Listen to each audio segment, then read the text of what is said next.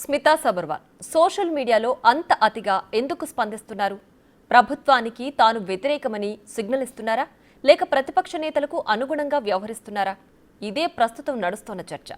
ఇంతకీ ఏంటా ఒక స్మిత రెండు వాదాల కథనం? Let's watch. Smitha anti government పోస్టులు, పోలీసులు నోటీసులిచ్చినా సేమ్ సీన్. ఒక ఐఏఎస్గా ఉండి ఇదేంటన్న ప్రశ్న. స్మిత సబర్వాల్ తెలంగాణలో ఒక పాపులర్ ఐఏఎస్ ఆఫీసర్. ఆమె ఇప్పుడే కాదు, గతంలోనూ ఎన్నో సంచలన కామెంట్లు చేసి వార్తలకెక్కారు. అప్పట్లో స్మిత దివ్యాంగుల విషయంలో చేసిన వ్యాఖ్యలొక చర్చ.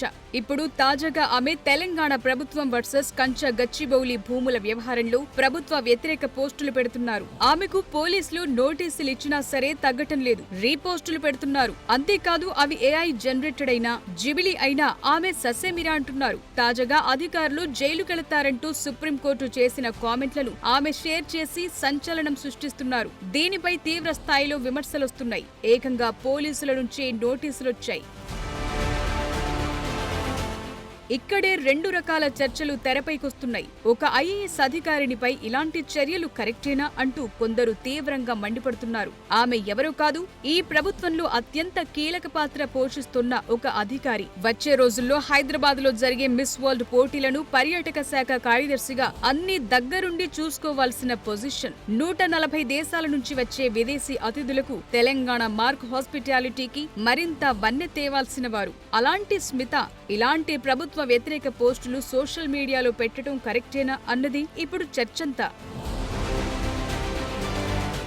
కొందరు సోటిగా స్మితను ప్రశ్నిస్తోన్న విధమేంటంటే, 1000 చెట్లు కూడా కంచె గచ్చిబౌలి విషయంలో కూల్చలేదు. అదే గత బీఆర్ఎస్ హయాంలో కాళేశ్వరం ప్రాజెక్టుకు సంబంధించి సుమారు 25 లక్షల చెట్లు కూల్చివేత జరిగితే స్మిత కిమ్మనలేదు. పైపెచ్చు అదో ఘనకార్యంలా అంతా దగ్గరుండి నడిపించారు. మరి అప్పుడు లేని వృక్ష ప్రేమ ఇప్పుడెక్కడి నుంచొచ్చింది? ఒక ఐఏఎస్ అధికారి ఇలాగేనా ఉండేదన్న ప్రశ్న వినిపిస్తోంది. అలాగని ఇది పార్టీలకు సంబంధించిన ప్రశ్న కాదు. ఒక ప్రభుత్వ సర్వీసులో ఉన్న అధికారి ఇలా ప్రభుత్వ వ్యతిరేక పోస్టులు పెట్టడం కోడ్ ఆఫ్ కండక్ట్ కింద పూర్తిగా తప్పు. ప్రభుత్వాన్ని తప్పుబడుతూ ఆమె ఎలాంటి పబ్లిక్ పర్ఫార్మెన్స్ చేయకూడదు. ఈ విషయంలో స్మిత తెలిసి చేస్తున్నారా, తెలియక చేస్తున్నారా అన్నది తెలియటం లేదన్న వాదన వినిపిస్తోంది. నిజంగానే స్మిత ఫెయిర్, బ్రాడ్ మైండెడ్ అధికారిని. 2001 నుంచి సర్వీస్ లో ఉన్న సీనియర్ అధికారిని. ఆమె ఎక్కడ నిజముంటే అటువైపు ఉంటారు అన్న విషయం ఎక్కడైనా తేటతెల్లమైందా అన్నది చూస్తే ఆమె నుంచి అలాంటి ప్రయత్నాలు జరిగినట్టే తెలియటం లేదు. గతంలో దర్శనం వెంకటయ్య అనే ఒక దళిత రైతు సీఎం రేవంత్ పై అనుచిత వ్యాఖ్యలు చేశారు. ఈ విషయంలో స్మిత నుంచి ఎలాంటి స్పందన రాలేదు. ఇలాగే ఎన్నో అంశాలు. వీటిపై ఎలాంటి కామెంట్లు చేయని స్మిత సబర్వాల్ ఈ ఇష్యూలో మాత్రం ఇంతగా ఎందుకు స్పందిస్తున్నారు? ఆమె అసలు ఉద్దేశమేంటి? ఇందులో ఏదైనా రహస్యం దాగి ఉందా అన్న అనుమానాలు రేకెత్తిస్తున్నాయి. ప్రభుత్వానికి వ్యతిరేకమంటే అది ప్రతిపక్షానికి అనుకూలం అన్న సంకేతాలను ఇవ్వటం కాదా అన్న చర్చ నడుస్తోంది.